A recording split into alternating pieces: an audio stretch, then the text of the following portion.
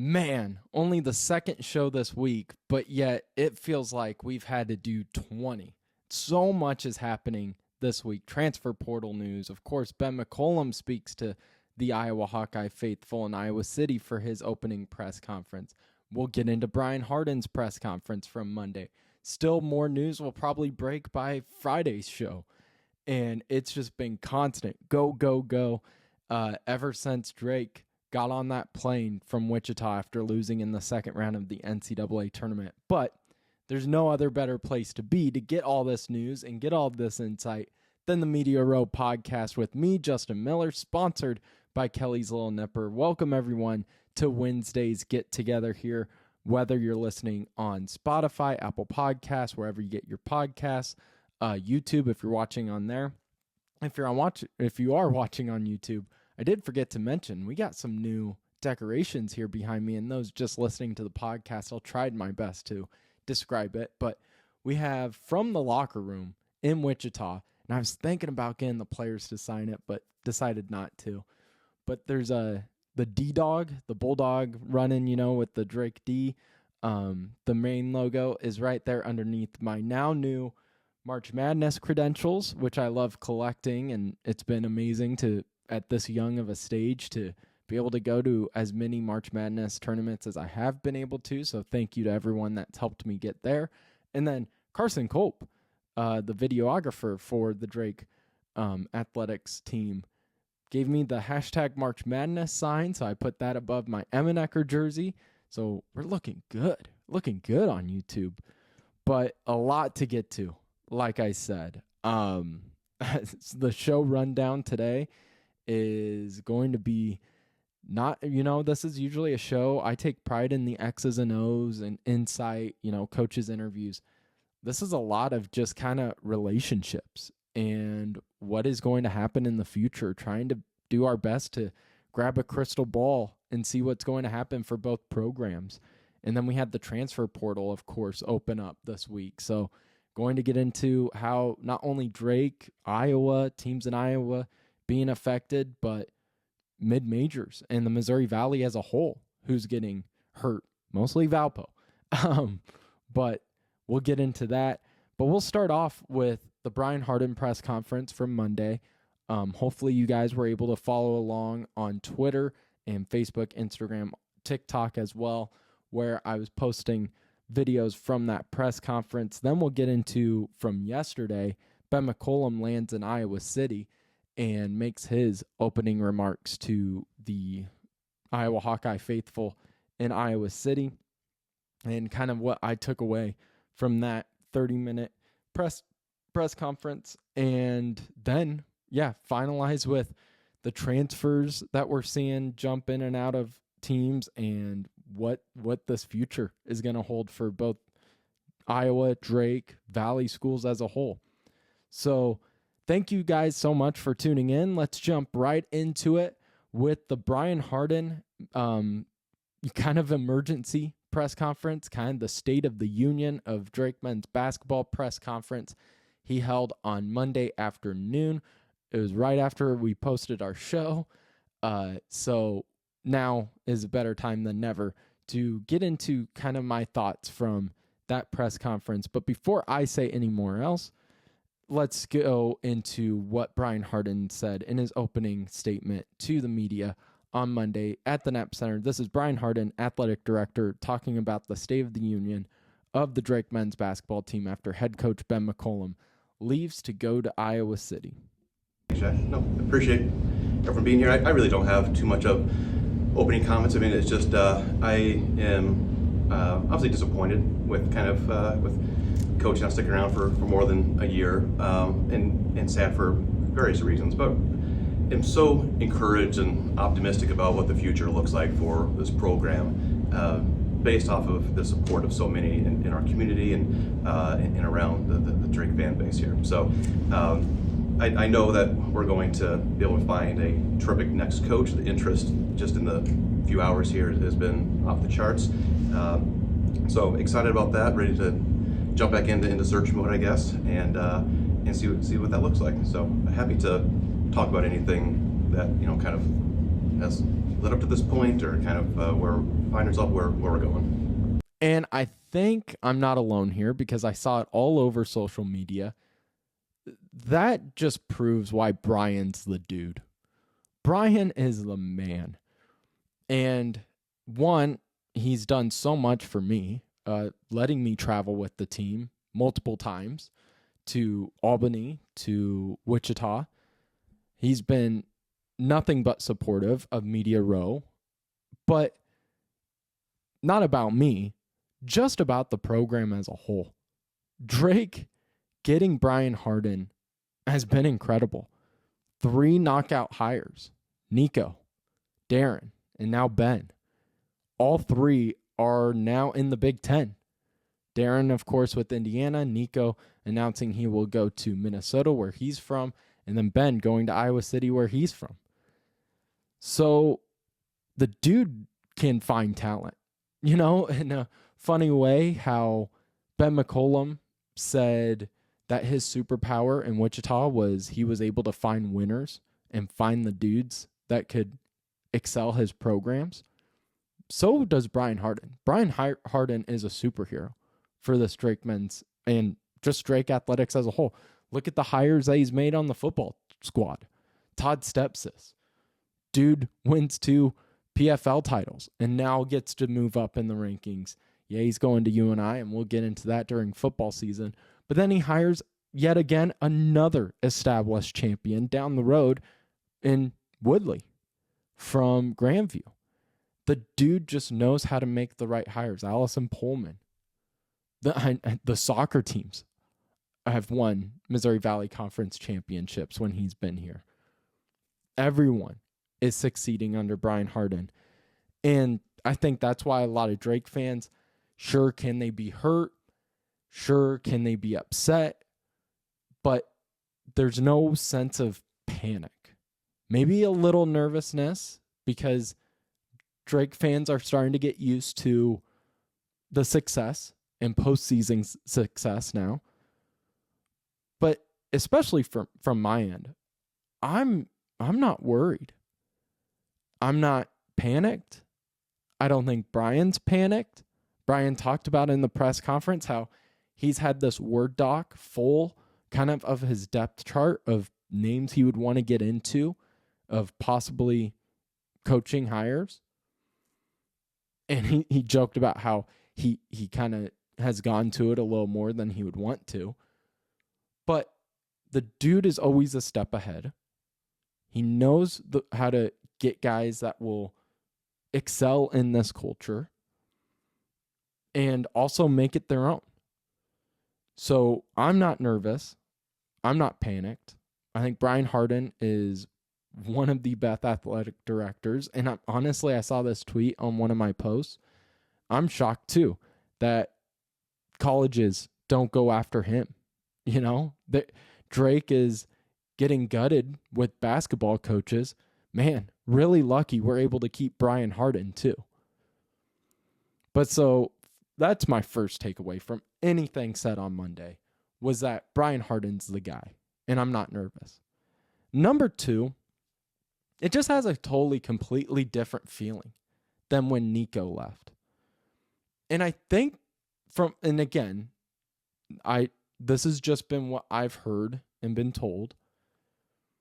But I think it's because with the Nico thing, it was like a verbal agreement that Nico wasn't going to leave Drake, and then kind of put Brian in the school in a really tough situation when he left for Colorado State. On Ben's side, and Darren, getting him for 6 years or 5 years, whatever it was, that was outstanding. I don't think a lot of people thought he would stay that long.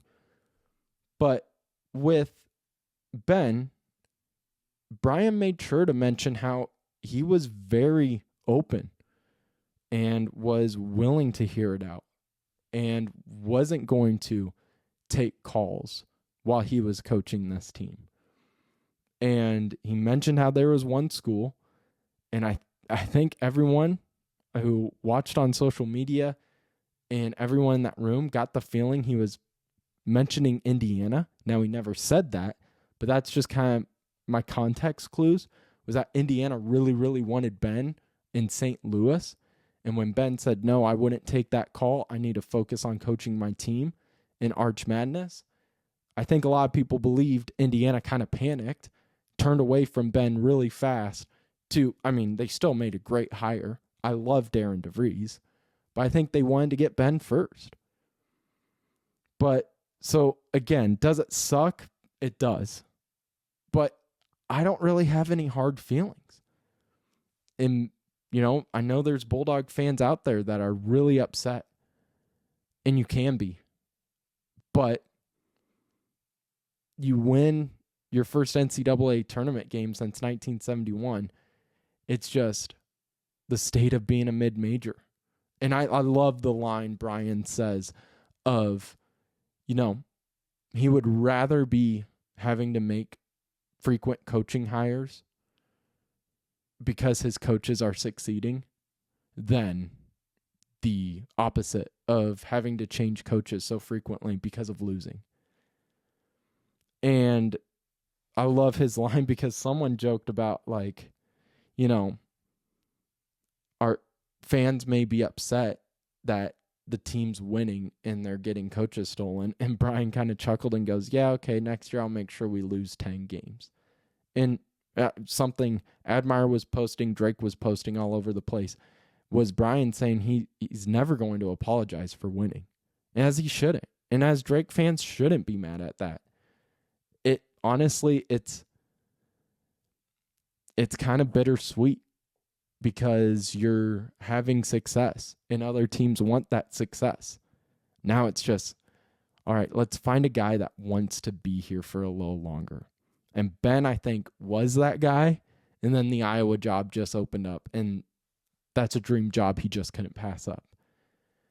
The other thing I wanted to get into with the Brian Hardin press conference was just the timeline. I think that was one of the more popular questions that wanted to be answered, and Brian Hardin answered it tremendously.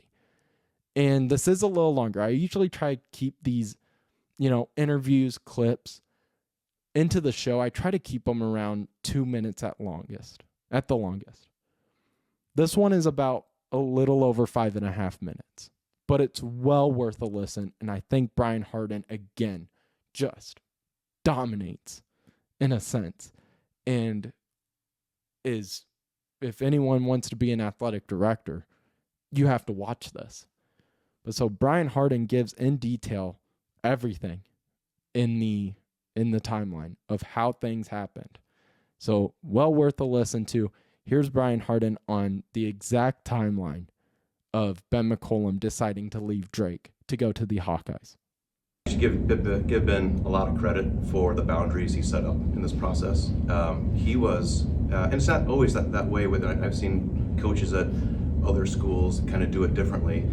I give Ben a lot of credit for how he handled it. I mean, he was very clear with me, with his agent, with other athletic directors, when he'd be willing to talk and when he wouldn't be. And so, there was a clear example where there was a school who was in a hiring process who wanted to meet with him in person while we were in St. Louis during Arch Madness, and he said no, that he was there to coach his Drake team, and his agent said, you may lose this job over it, and he did, but he was willing to do that because he was committed. He knew where his feet were planted. He was in St. Louis to coach Drake, and last week, once our assignment came down of who we were playing, he recommitted himself to being the Drake coach.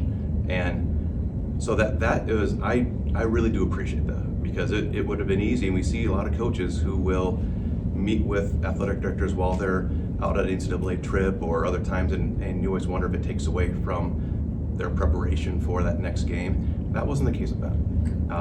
And I give Beth credit too. I communicated with Beth last week, just trying to get an understanding of what her timeline was going to be, and she was very respectful of wanting to give Ben his space to focus on the magical year that we were having and letting that unfold. Ben brought with him 4 guys from Northwest Missouri State. He brought in a whole new roster. Those guys all committed to Ben and were committed to Drake and doing things that hadn't been done before, and they achieved it. And Ben was able to keep his focus on that team and take us to heights that we've never seen before here, or at least not in a couple generations. So So that part was great. In terms of like how things then unfolded after the fact, we lost on Saturday. I spoke with Ben's agent that night. Great conversation. Appreciated everything that Evan did. Really easy to work with. Knew kind of what was on the horizon. Ben had done a good job of shielding Ben from some of the stuff that was out there. There were some schools that were certainly wanting his attention, and Evan protected Ben from that, which was terrific. And so then we left to come back, and driving back, and nothing really unfolded till later in the day. I know there was a report out there like 10 a.m. on Sunday saying, that a deal was being finalized. How could that? No, that was just wrong. I majored in journalism. I remember I saw that report, and I remember back to a class I took from Professor Thorne saying, it's better to be right than be first. And in that instance, there was someone who posted something about how they were finalizing a deal. No, Ben was landing in an airplane at 10 a.m. back to Des Moines from Wichita. That post was eventually correct, but at that time it was not correct. And that unfortunately impacted a lot of people on that Sunday. When we land and our team turns their phones back on and everything blows up that their coach is finalizing a deal with Iowa, that wasn't true at that given time. Of course, it became true, many hours or a day later, but at that specific moment, it wasn't. So Ben and we got together at his house yesterday, and we talked through just kind of where we're at with the program, what interested him about Iowa. Was there an opportunity for us to keep him here? We had amazing support from our fan base that allowed us to create a total package, unlike anything that we've done in Drake's history, unlike anything in the Missouri Valley Conference's history. In terms of, if you look at 3 buckets of operational funds, how you travel, how you feed your team, those type of the pieces that go in there. The personnel line, how you pay your coaches, your assistant coaches, any support staff that are there. And then the 3rd bucket of whether you want to call it collective, NIL, shared revenue, that piece there. And we saw unprecedented growth in all 3 of those buckets throughout the year. And really, especially the last month or so, to the point that we were able to kind of put all that together, and it created a total package that was better than anything in our conference. And felt really good like that we had extended, we took our swing. We took our swing, and ultimately it didn't work out. But because we had so much support, and that's why I know that we will continue to have success, because that interest is there on so many different levels, and that's going to allow us to now have a great group of candidates for this position. So we talked about that at his house on yesterday afternoon. He said he needed time to think about it. We texted late into the night. He said that he was leaning towards it, a little before midnight. He was leaning towards accepting, but he wasn't quite sure yet. And then he called me, a few minutes before 8 o'clock this morning to say, I'm going to do this. And then, Pete Thamel puts out his post, and we kind of the rest of the day has kind of unfolded the way that it has. So first off, again, I love how Brian isn't afraid to mention how, not only when a false report, and again, did it end up being right? Yeah, it did. But I think what Brian Hardin says in there is when you make a, early article saying that this is a done deal, it affects a lot of people. There's humans that are being affected by this.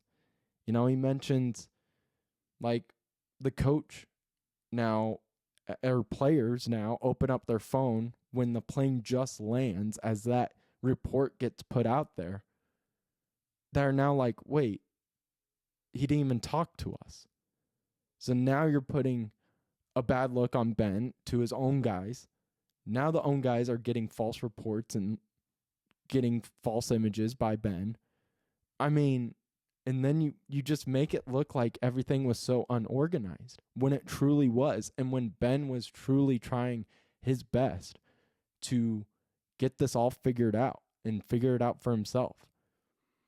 Number 2, which I wasn't expecting, was Drake offered him the biggest contract biggest deal in Bulldog history. And now again, this was something that was just mentioned to me. I won't reveal who said it, but Darren DeVries was making about $800,000 a year, is what I was told, in his last season, and that at the time was the biggest contract. So now, when Hardin says they offered him, they swung for the fences, you have to believe it had to have been close to $1 million, if not $1 million. And I applaud Drake and Hardin for not just sitting there going, man, we're Drake, just can't do anything about it. All right, enjoy your time at Iowa City. Appreciate everything. I love how they swung. They swung back. They didn't just sit there and give up. They decided, all right, this dude just made history for us. Let's try to keep him, whatever we need to do. And it's another shout out to the DU collective and how they were able to really put together some money to make it where it wasn't easy for Ben McCollum. And then, like I said, I think the third thing was just, man, was Ben McCollum the first choice and DeVries the second choice for Indiana? I think that's something to be talked about. But again, I don't have any hard feelings toward Ben McCollum. He, 1, was always gracious to me. 2, gave Drake fans, myself included, an NCAA tournament victory for the first time in 54 years. Something I didn't think I'd ever see, to be honest. And then 3, I'm just not worried because Brian Hardin can do this. Yeah, he's the dude. His superpower is finding talent too.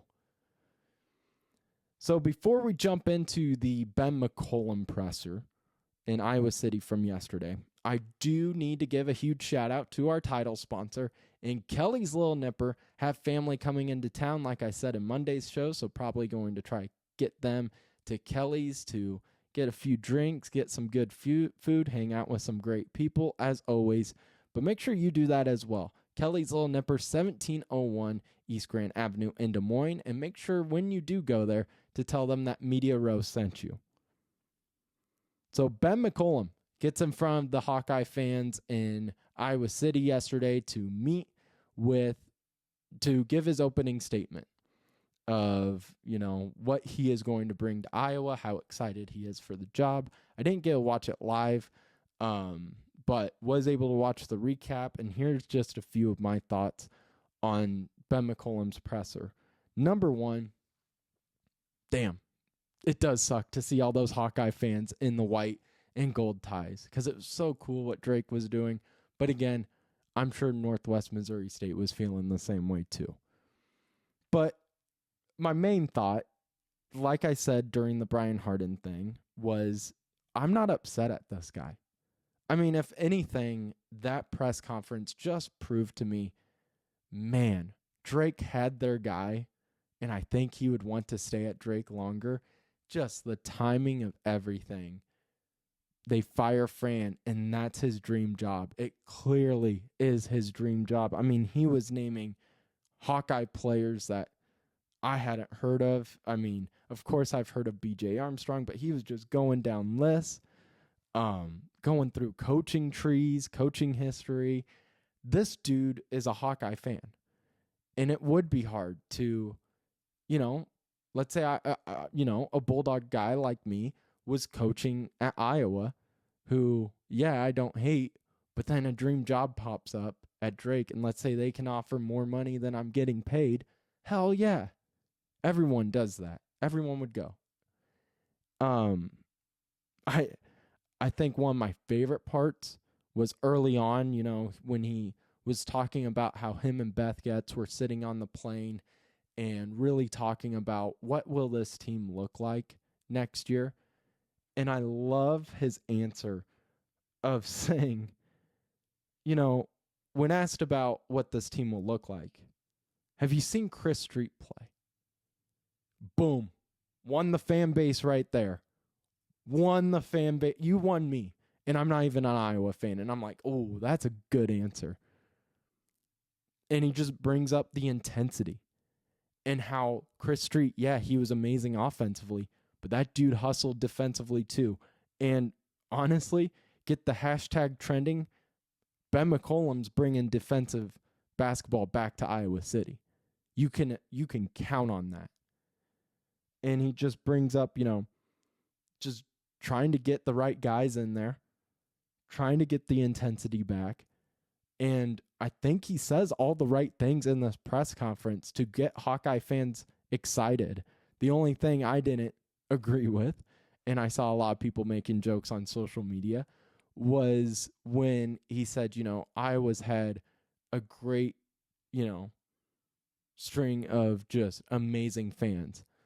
Well, there's a few 2,000 fans in a game at a handful of times this season.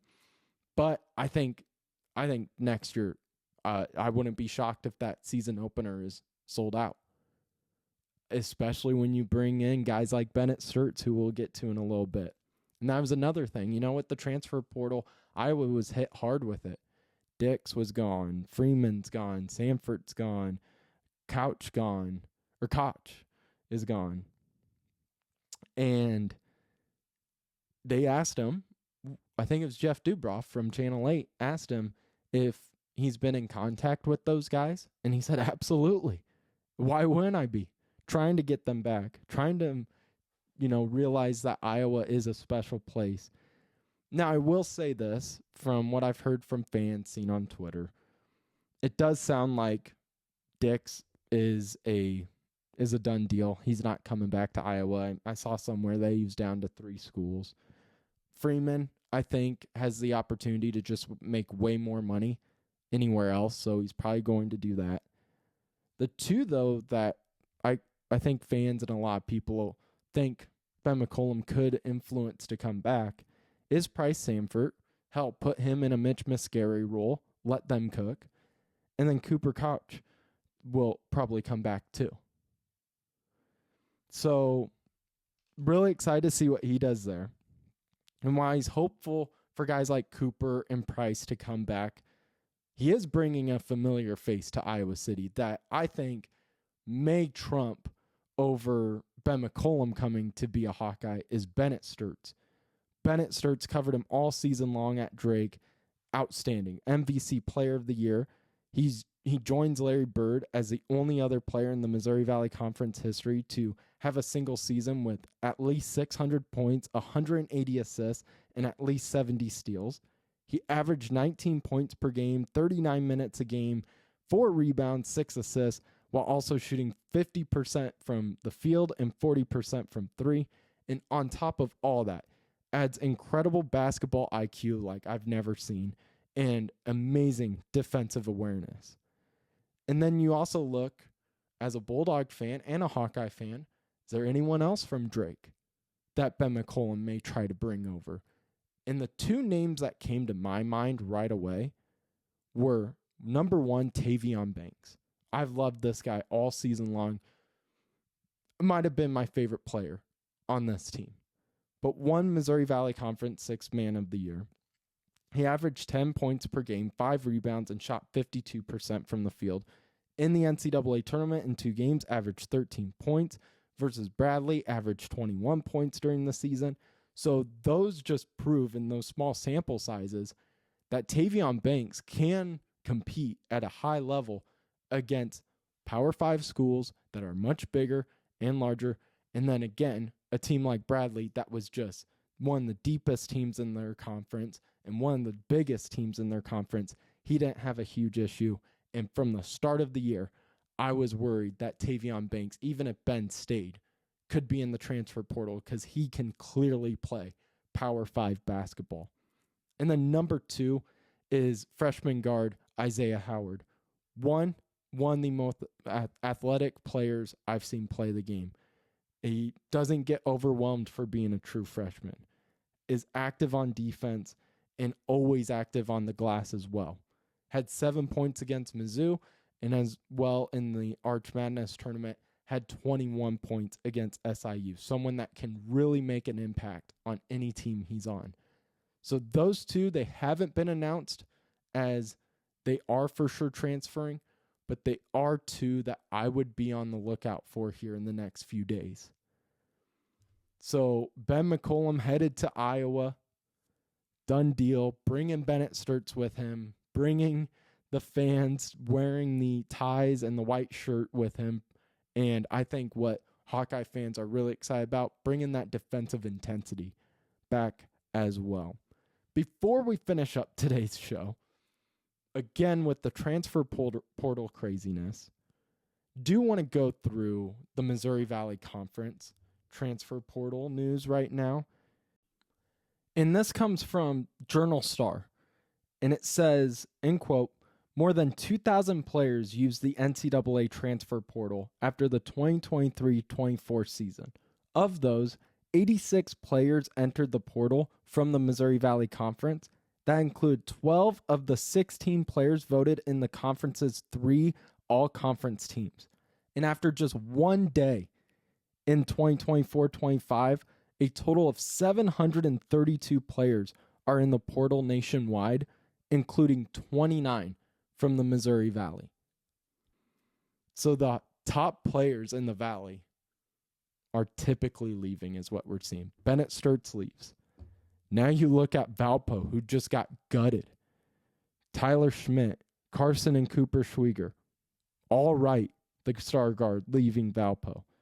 Chase Walker from Illinois State, someone who's been mentioned as a possible Power 5 player to enter the transfer portal. He put out a tweet saying he's staying with the Redbirds, but I'd still keep an eye on him. Columbus, born and raised. Man, if I'm Ohio State, I'm going after him. Sycamores, they are able to keep Wagner and Daughtry, who were huge on the offensive side of the ball, but they lose their star player and basically their entire team with Samaj Teal entering the portal as well. Belmont, Isaiah Walker, as a grad transfer, is leaving the Bruins and the Valley too. So that's all we've heard so far, but I would expect a lot of news and a lot more names to get put out there in the next few days. Whew, busy show. I appreciate you guys so much for tuning in. As always, thank you to Kelly's Little Nipper. Thank you to DKG Images as well for always providing as many of the Drake photos that you see on here. Thank you to you, the listener, for making all of this happen. Make sure to tune in on Friday at 2 o'clock as we'll get into kind of the Drake Collective and just more news here in the craziness of college basketball. But so thank you guys so much. See you guys on Friday at 2 o'clock.